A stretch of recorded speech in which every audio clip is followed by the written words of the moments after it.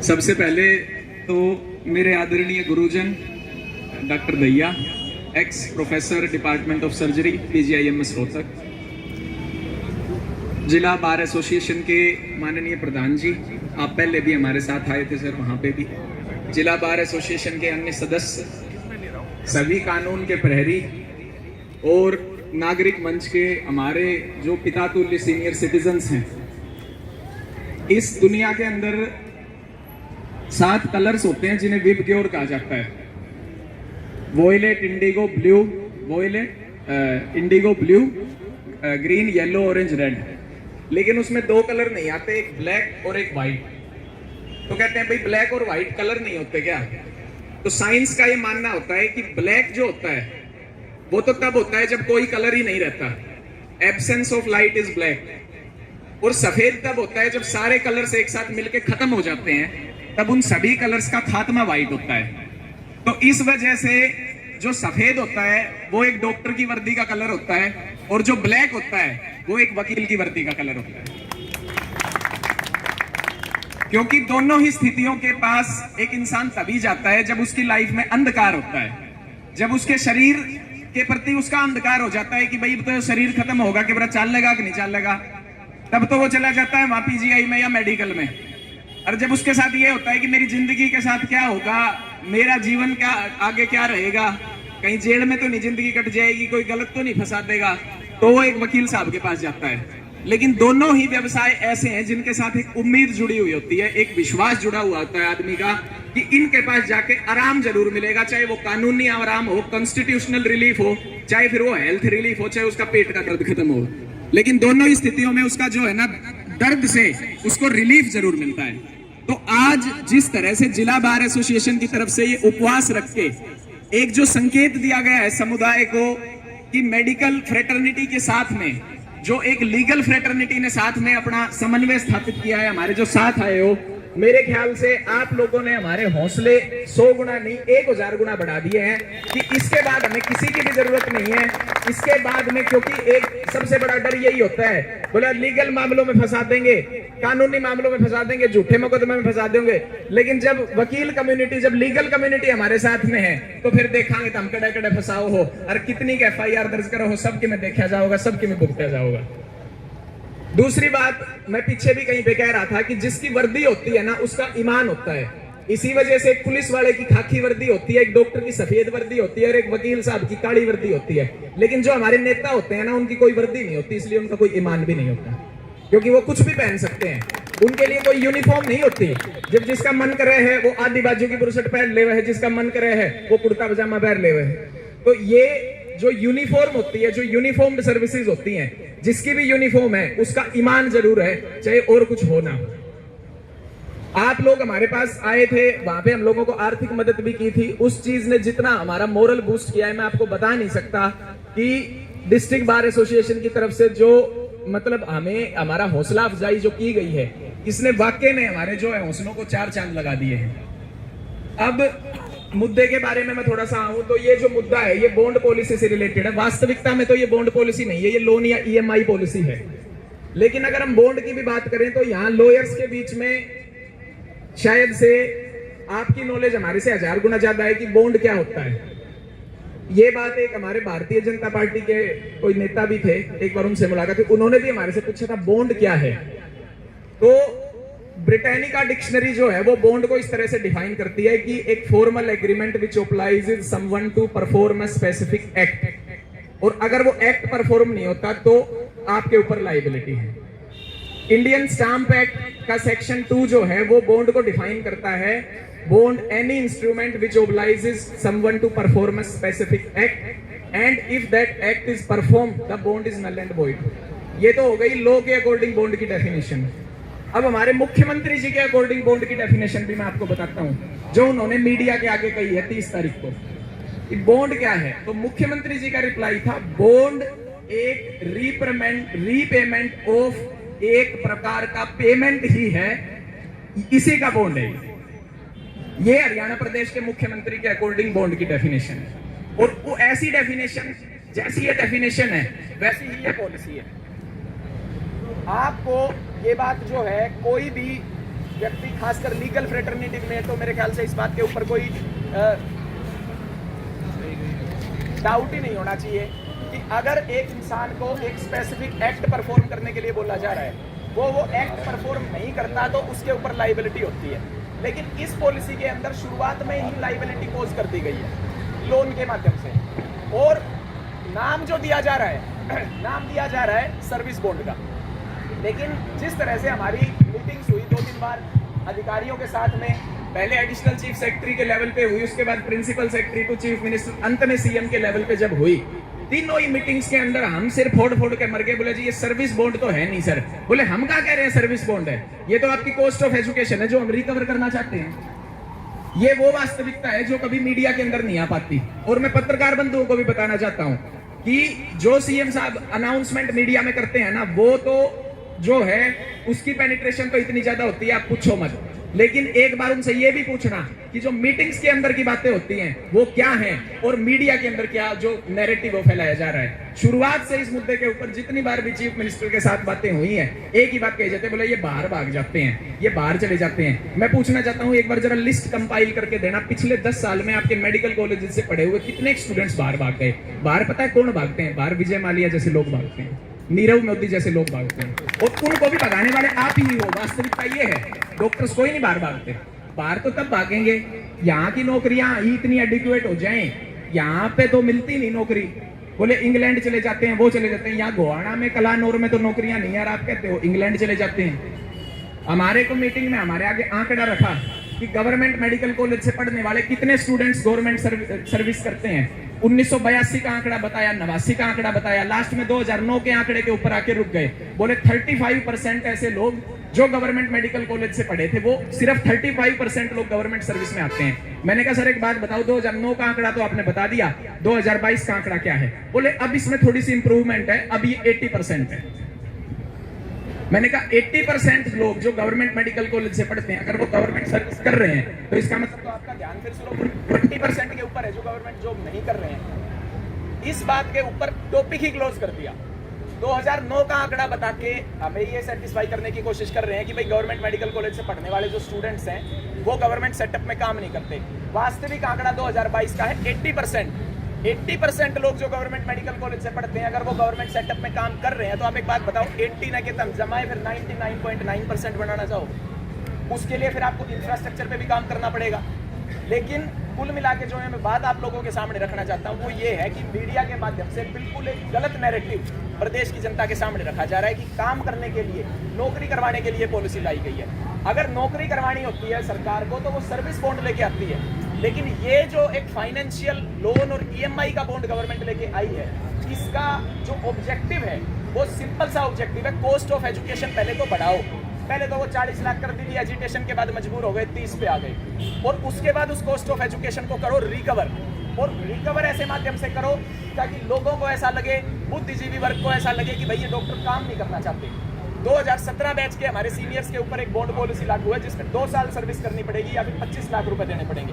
3 महीने उनकी इंटर्नशिप रह गए, 3 महीने बाद पूरे प्रदेश के सामने हमने वहाँ मुख्यमंत्री जी के भी सामने बात रखी। 3 महीने के बाद में मैं कहता हूँ, मैं पत्रकार साथियों को भी कहूँगा ये बात ध्यान रखना, आप याद रखना, 3 महीने के बाद में 2017 बैच की इंटर्नशिप खत्म होगी, 200 स्टूडेंट्स पास आउट होंगे। उस 200 में से सीएम साहब को एक बार जाके पूछना कितनों को नौकरी दी गई और कितनों ने रिफ्यूज किया, और कितनों ने जो है 25 लाख रुपए देके कितने लोग बाहर भागे। इतना भयंकर जो है, इतना अभाव मचा हुआ है हर एक सेक्टर में। आपको पता है हरियाणा अनएम्प्लॉयमेंट में इस टाइम नंबर 1 है, और मेडिकल सेक्टर भी कोई इससे अछूता नहीं है, हर जगह यही हाल है। प्राइवेट के लिए, प्राइवेट में जॉब करने के लिए एमबीबीएस को 40-50 हज़ार रुपए की नौकरियां करनी पड़ रही हैं आज के टाइम में। इतनी अनएम्प्लॉयमेंट है क्योंकि पीजी की सीट्स इंक्रीज करने की तरफ गवर्नमेंट का ध्यान नहीं होता, सुपर स्पेशलिटी की तरफ ध्यान नहीं होता। अब प्लेन एक जो ग्रेजुएट है, एमबीबीएस भी तो प्लेन ग्रेजुएट ही है, सिर्फ नाम ही तो बड़ा है भाई एमबीबीएस के लिए, है तो सिर्फ प्लेन ग्रेजुएशन। उसके बेसिस पे उसको कहाँ 2 लाख रुपए दे देंगे, कहाँ 10 लाख रुपए दे देंगे। मुख्यमंत्री जी का कहना है, बोले एमबीबीएस का हमने ना सर्वे करवाया है, 50,000 रुपए से लेके 10 लाख तक की नौकरियां मिलती हैं आप लोगों को। फिर कहते हैं, मैंने कहा जी 10 लाख रुपए हमने तो कभी नहीं सुना 10 लाख रुपए। बोला जो डीएम कर लेता है, जो कार्डियक सर्जन बन जाता है ना, उसको मिल जाते हैं 9-10 लाख रुपए। क्या ये पॉलिसी डीएम के लिए बात की जा रही है? क्या ये पॉलिसी सुपर स्पेशलिटी के लिए बात की जा रही है? आप सिर्फ यूजी की पॉलिसी लाते हो और यूजी की पॉलिसी को जस्टिफाई करने के लिए आप मीडिया में ये कहते हो कि ये 2 लाख कमाते हैं, ये 3 लाख कमाते हैं। पहले आप अपने आंकड़े तो सही करो। 2009 के आंकड़ों के बेसिस पे आप चीजों को जस्टिफाई करना चाहते हो। 2009 का आंकड़ा बता के चुप हो गए। आज का आंकड़ा कौन बताएगा? पॉलिसी 2020 की, 2022 की, और मीडिया के आगे आंकड़े बता दिए 2009 के, और उसमें ईयर भी नहीं बताया कि आंकड़ा कब का है। इस तरह से एक जो गलत मैसेज कम्युनिटी के बीच में मीडिया के माध्यम से फैलाया जाता है, सबसे जरूरी बात यह है कि हम सबसे पहले उस मैसेज को टैकल करें कि पब्लिक के बीच में जा क्या रहा है। क्योंकि सबसे बड़ी बात यही होती है, जो भी गवर्नमेंट जनता का अहित करना चाहती है, वो सबसे पहले मीडिया के ऊपर काबू करती है। अगर मीडिया के ऊपर उसने काबू कर लिया, उसके बाद में पब्लिक के पास क्या जा रहा है वो उनका काम है। वो ये कहेंगे तो ये जाएगा, ये कहेंगे तो ये जाएगा। और लेकिन मेरा इसका मतलब ये भी नहीं है कि मैं कोई पत्रकार या मीडिया साथियों के ऊपर ब्लेम डाल रहा हूं। इस एजिटेशन के लिए हम बहुत ज्यादा मीडिया के आभारी हैं। डे 1 से ये एजिटेशन एक सिग्नेचर कैंपेन के माध्यम से शुरू हुआ था, लेकिन जो चेहरे हमारे साथ उस दिन, जो हमारे साथी, चाहे वो रिपोर्टर हो, चाहे वो कैमरामैन हो, चाहे वो एडिटर, जो हमारे साथ उस दिन खड़े थे, वो आज भी हमारे साथ में खड़े हैं। मैं आप सबसे भी एक बार रिक्वेस्ट करूंगा कि जो भी पत्रकार साथी हैं, हमारे मीडिया साथी, एक बार उनके लिए जरूर जोरदार तालियां बजाएं, क्योंकि इस एजिटेशन में हमने ये बात दिल से महसूस की है कि मीडिया ने हमें बहुत अच्छी कवरेज दी है, बहुत अच्छी कवरेज दी है। अनएक्सपेक्टेड कवरेज हमें मिली है इस एजुकेशन के अंदर। दूसरी बात, इस मुद्दे के ऊपर बात करने के बाद मैं आप लोगों से भी ये निवेदन करना चाहूंगा कि जिस तरह से जिला बार एसोसिएशन हमारे साथ आया है, देखिए लीगल मामलों की नॉलेज में हम आपके सामने कुछ भी नहीं है, क्योंकि वो आपका फील्ड है, आप उसके धुरंधर हैं, हमारा फील्ड अलग है। लेकिन सहायता सबको चाहिए, क्योंकि अल्टीमेटली हम सब एक बुद्धिजीवी वर्ग के ही सदस्य हैं। अल्टीमेटली हमको ही जो एक मतलब प्रेरोगेटिव सोसाइटी के अंदर फैलाया जा रहा है, जो पब्लिक फंडेड एजुकेशन की जो डेथ इस गवर्नमेंट के द्वारा करने की कोशिश की जा रही है, जो मेरिट की हत्या गवर्नमेंट के द्वारा करने की कोशिश जा रही है, अल्टीमेटली इस एजुकेटेड वर्ग को ही सामने आके इसको टैकल करना पड़ेगा। मुंशी प्रेमचंद जी के बड़े जो है ना प्रख्यात शब्द हैं कि एक जो यूनिवर्सिटी होती है उसके दरवाजे सबके लिए खुले होने चाहिए, क्योंकि इस देश को तालीम की ज्यादा जरूरत है, ना कि फौज की ज्यादा जरूरत है। जब ये सरकारें तालीम के ऊपर, जब शिक्षा के ऊपर ज्यादा महत्व देना शुरू करेंगी, जब उस एजुकेशन का बजट बढ़ेगा, तभी पब्लिक फंडेड एजुकेशन सर्वाइव कर सकती है। चाहे फिर वो लॉ हो, चाहे वो मेडिकल हो, चाहे फिर वो इंजीनियरिंग हो। ये जो हमारे प्रोफेशनल कोर्सेज हैं, जब तक इन प्रोफेशनल कोर्सेज की मेरिट जिंदा है, तभी तक सपने जिंदा हैं कि कोई भी एक गरीब परिवार का बच्चा ये सोच सकता है कि मैं एंट्रेंस एग्जाम्स के बेसिस पे आगे चल के क्लैट क्लियर करके या नीट क्लियर करके या IIT JEE क्लियर करके प्रदेश के जो है शिक्षण संस्थानों में जा सकता हूं।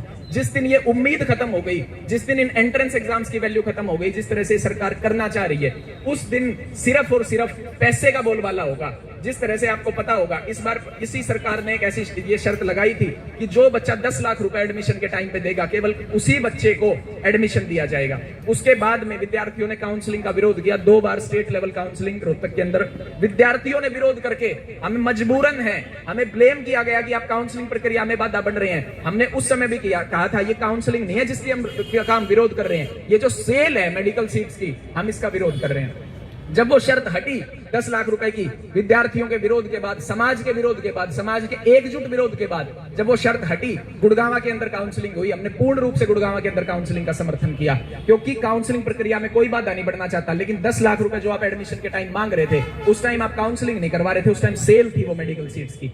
10 लाख रुपए लेके आओ, सीट उठाओ, अपनी सीट ब्लॉक करो, उसके बाद में किसी को मिले ना मिले वो हमारी गारंटी नहीं है। वो सिर्फ और सिर्फ सेल थी। हमने उस समय भी कहा था ये काउंसलिंग नहीं है, ये सेल है और हम इसका विरोध करेंगे। हमें ये बोला गया कि आप डायरेक्टर ऑफिस, डीन ऑफिस के बाहर क्यों बैठे हो? हम अपने इंस्टीट्यूट के आगे बैठे हैं। जो इंस्टीट्यूट के आगे बैठता है, जो घर के आगे बैठता है, वो घर का चौकीदार होता है। और हम स्टूडेंट्स हैं। अगर हम अपने घर के आगे बैठे हैं, अपने इंस्टीट्यूट के आगे बैठे हैं, तो उसको बचाने के लिए बैठे हैं। और हमने वो चीज हासिल की। सरकार को 10 लाख रुपए की शर्त एक दिन के अंदर, शाम को चीफ मिनिस्टर को मीडिया में स्टेटमेंट देनी पड़ी कि 10 लाख रुपए की शर्त हम हटा रहे हैं और स्टूडेंट को एडमिशन के टाइम पे कोई भी पैसा नहीं देना पड़ रहा। कितने सारे आप ये सोचिए स्टूडेंट्स ऐसे होंगे जो उस 10 लाख रुपए की शर्त की वजह से प्रदेश की सीटें छोड़ते, ऑल इंडिया कोटा के थ्रू कहीं और भागते, या फिर अपना सपना ही जो है ड्रॉप कर देते। क्योंकि 10 लाख रुपए किसी भी परिवार के लिए, आपको मैं कह दूं 15 दिन के अंदर 10 लाख रुपए की अरेंजमेंट करो, रातों की नींद उड़ जाएगी। वहां पे किसान का भी बच्चा मजदूर का भी आता है, और किसान मजदूर की बार बार बात करके सोचते हैं आप तो किसान और मजदूर की बात करते हो। मैं कहता हूं मिडिल क्लास की आप बात कर लो,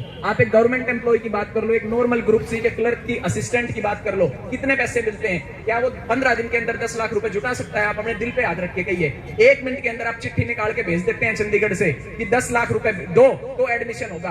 क्या वहां चंडीगढ़ में बैठ के आपको ये होश नहीं कि आपकी प्रदेश की जनता की पर कैपिटा इनकम क्या है? आप उसी जनता के लिए चिट्ठियां भेजते हो जिस जनता ने आपको चुन के वहां पे भेजा है। एक बार आप ये तो मुख्यमंत्री जी को, स्वास्थ्य मंत्री जी को सोचना चाहिए, जो हम चिट्ठियां लिख के भेज देते हैं इनका प्रदेश के ऊपर इंपैक्ट क्या होगा, हमारे इंस्टीट्यूशंस के ऊपर इंपैक्ट क्या होगा। आज प्रदेश के अंदर जो मेडिकल कॉलेज है, पीजीआई रोहतक 1960 में बना था, पीजीआई रोहतक में से क्या पता कितने जो है डॉक्टर्स आज जाके देश में, प्रदेश में, इंटरनेशनली, यूएस में, यूके में, जर्मनी में कितने लोग पता नहीं अपना हरियाणा प्रदेश का, पीजीआई रोहतक का और देश का नाम रोशन कर रहे हैं। वो सिर्फ और सिर्फ इसलिए कर रहे हैं क्योंकि एक मेरिट बेस्ड इंस्टीट्यूशन है। यहाँ पे जिसका मन करता है वो मुंह उठा के नहीं आ सकता पढ़ने के लिए। यहाँ पे पढ़ने के लिए नीट का एग्जाम देना पड़ता है। एलन में, कोटा में, रेजोनेंस में, आकाश में, दिल्ली में जाके बच्चे 2-2, 3-3 साल तक, मैंने 5 साल तक तैयारी की थी, तब जाके मुझे पीजीआई रोहतक मिला था।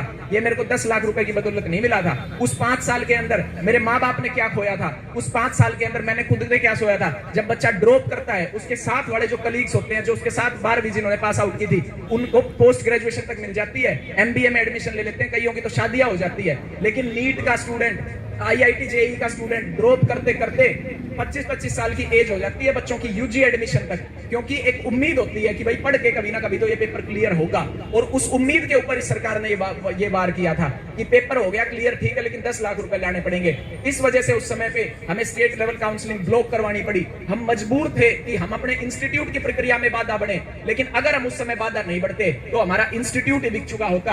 आज सिर्फ वहां पे 2022 बैच में वो बच्चा आके एडमिशन लेता जो 10 लाख रुपए दे सकता था। जो नहीं दे सकता था या तो उसको कहीं और भागना पड़ता या फिर उसको अपना सपना मारना पड़ता। और उस चीज के लिए हम अपने आप को कभी माफ नहीं कर पाते, क्योंकि हम जो हैं आज अपनी संस्थाओं की बदौलत है। आज जो हम व्हाइट कोट पहन के घूमते हैं, ये सफेद एप्रन आप कहीं भी सिलवा सकते हो, लेकिन इसका रोल नंबर आपको सिर्फ एक कॉलेज प्रोवाइड करता है जो आपकी आइडेंटिटी होती है। अगर हम उस आइडेंटिटी के लिए नहीं लड़ेंगे तो हमारे लिए बड़ी शर्म की बात है। हमारी अपनी यूनिवर्सिटी के लिए अगर हम नहीं लड़ेंगे तो हमारे लिए बड़ी शर्म की बात है, क्योंकि जिन्होंने यूनिवर्सिटीज बनानी थी वो बना के चले गए, वो उन यूनिवर्सिटीज का पत्थर लगा के चले गए। आज ये हमारी कलेक्टिव जिम्मेदारी बनती है कि अगर उन यूनिवर्सिटीज को बेचने की कोशिश की जाती है तो हम उसके लिए खड़े हों। हमारे से कल एक पत्रकार साथी बोल रहे थे, बोले आप क्लास में क्यों नहीं जाते, आप लैब में क्यों नहीं जाते, आप अपनी क्लिनिकल ट्रेनिंग क्यों नहीं करते। हमने कहा भाई अगर आज हम सड़क पर बैठे हैं ना तो उन क्लासरूम्स को बचाने के लिए ही बैठे हैं, उन लैब्स को बचाने के लिए बैठे हैं, अपने हॉस्टल्स को बचाने के लिए बैठे हैं। अगर हम आज वहां जाके बैठ जाएंगे तो एक दिन वो बेच दिए जाएंगे और मजबूरन हमें वहां से उठ के बैठना पड़ेगा। इसलिए आज हम पहले ही सड़क पर बैठे हैं ताकि उन इंस्टीट्यूट्स को बेचा ना जा सके, उन हमारे क्लासरूम्स को बेचा ना जा सके। और ये सरकार को मानना पड़ेगा कि 1 महीने और 10 दिन की इस एजिटेशन ने प्रदेश सरकार को झुकाया है। प्रदेश सरकार को 10 लाख रुपए वाली शर्त भी वापस लेनी पड़ी, प्रदेश सरकार को नौकरी की भी बात करनी पड़ी, मुख्यमंत्री जी को जॉब गारंटी के ऊपर भी आना पड़ा, मुख्यमंत्री जी को थ्रेशोल्ड इनकम के ऊपर भी आना पड़ा, मुख्यमंत्री जी को प्राइवेट की भी बात करनी पड़ी। और ये बात मैं आज आपके माध्यम से भी स्पष्ट संदेश देना चाहता हूं, मीडिया के माध्यम से, जब तक हम विद्यार्थियों का, जब तक हम एक एक हित सुनिश्चित नहीं करेंगे, जब तक हम श्योर नहीं हो जाएंगे कि अब इस इंस्टीट्यूट में सिर्फ मेरिट वाले स्टूडेंट्स आएंगे, ये लड़ाई जारी रहेगी, अंतिम दम तक जारी रहेगी, ताकि हमारा उसमें कितना भी लॉस हो जाए हम अपनी डिग्री दांव पे लगाने के लिए तैयार हैं, ताकि हमारी संस्था की डिग्री की वैल्यू बनी रहे। 1-2 डिग्रियों का उसमें महत्व नहीं है। अगर संस्था की डिग्री की वैल्यू बनी रहती है तो 1-2 डिग्रियां उसमें चली जाए, कोई बात नहीं, फर्क नहीं पड़ता। बहुत लोगों ने इस देश के लिए और इस देश के संस्थानों के लिए बलिदान दिया है। और जिला बार एसोसिएशन से मैं फिर एक बार पुरजोर तरीके से अपील करना चाहूंगा, आप लोगों ने जिस तरीके से हमारा हौसला बढ़ाया है, हम आपको बता नहीं सकते कि हमारे हौसले को आपने 4 चांद लगा दिए हैं। और हम आगे भी उम्मीद करते हैं, जिस तरह से प्रधान जी अभी मीडिया को कह रहे थे, आगे चल के जिला बार एसोसिएशन पूरे प्रदेश में एक प्रदेशव्यापी जो है हड़ताल की भी घोषणा कर सकता है। मैं बिल्कुल आपको जो है आश्वस्त करता हूं, इस तरह के जो संकेत हैं आपके, ये सरकार की भी आंख खोलेंगे। जब उनको पता लगेगा कि एक समय पे अगर हमें जायज को जायज नहीं हमने माना तो प्रदेश के अंदर भी चक्का जाम हो जाएगा। और उनको ये बात अंततः माननी पड़ेगी जब सारा बुद्धिजीवी वर्ग उनके सामने खड़ा होगा। मैं आप सबका एक बार फिर बहुत बहुत आभार प्रकट करता हूं। बहुत बहुत धन्यवाद। बहुत बढ़िया पंकज जी, बहुत बढ़िया।